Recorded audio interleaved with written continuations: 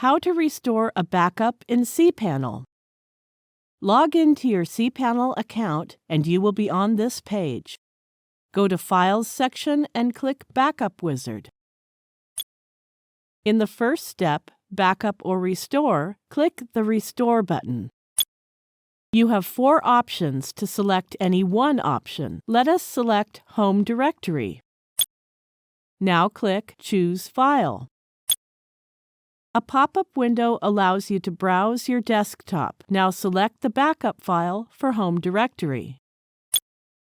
Click Open. The name of the selected backup file appears here. Click the Upload button. That's it. We have successfully restored the backup of the home directory in cPanel. Thank you for watching.